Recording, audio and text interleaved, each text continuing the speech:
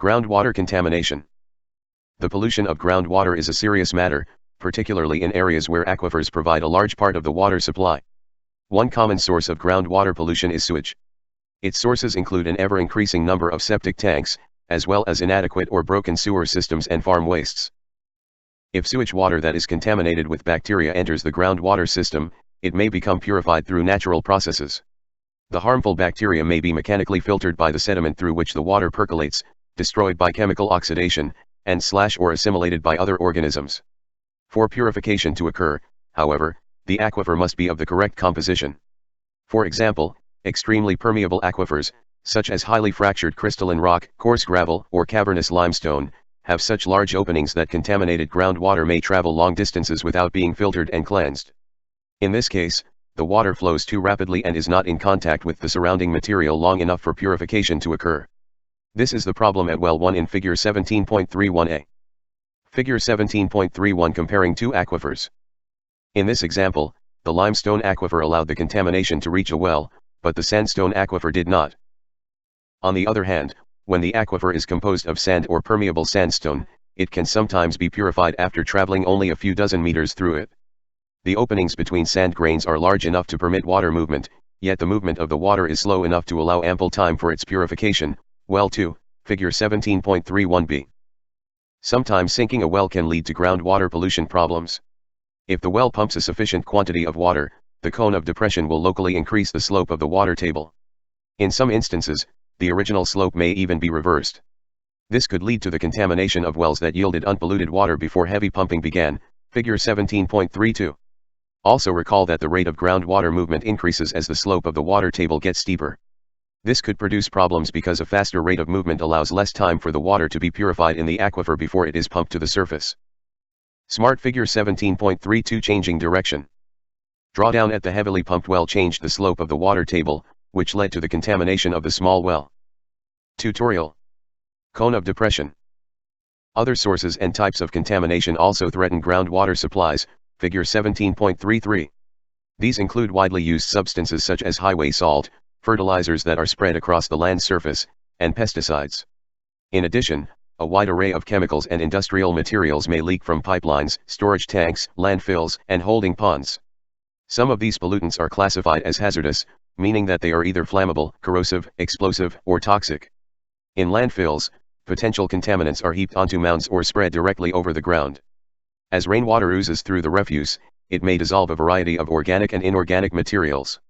If the leached material reaches the water table, it will mix with the groundwater and contaminate the supply.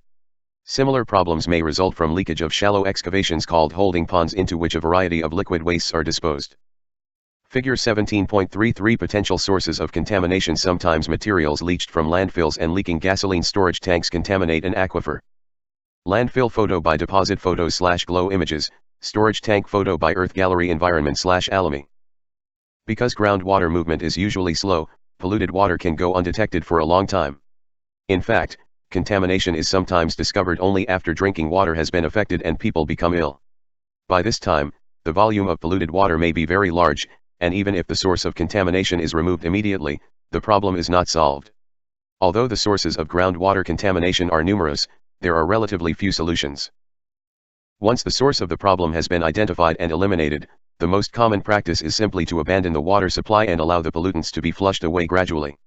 This is the least costly and easiest solution, but the aquifer must remain unused for many years. To accelerate this process, polluted water is sometimes pumped out and treated.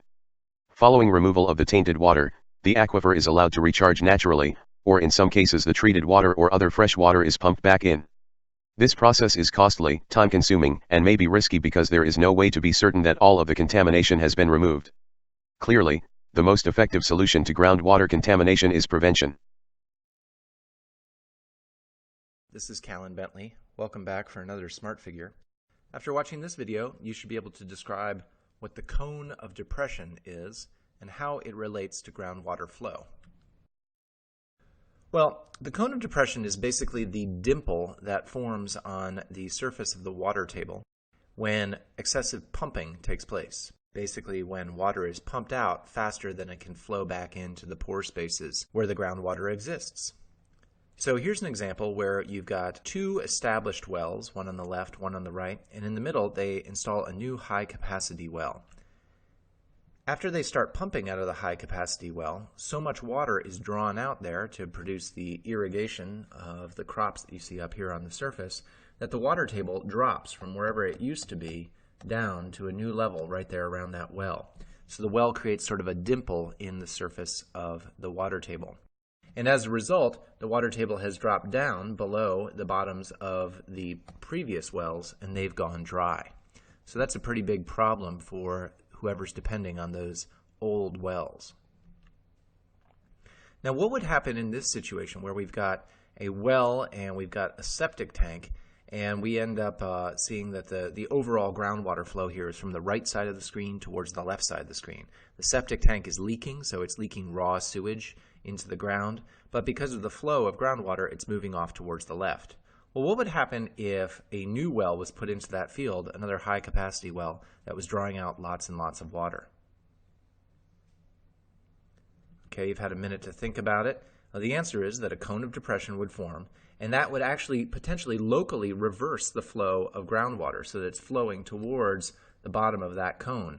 And that means that it could pick up that leaked out sewage and carry it over to this little well here where it gets pulled out and brought into the house so that people can drink it. And obviously that is not a good situation if people are drinking raw sewage. So the cone of depression is actually a really important thing to understand in terms of managing groundwater effectively. Thanks very much for your attention. This has been another Smart Figure.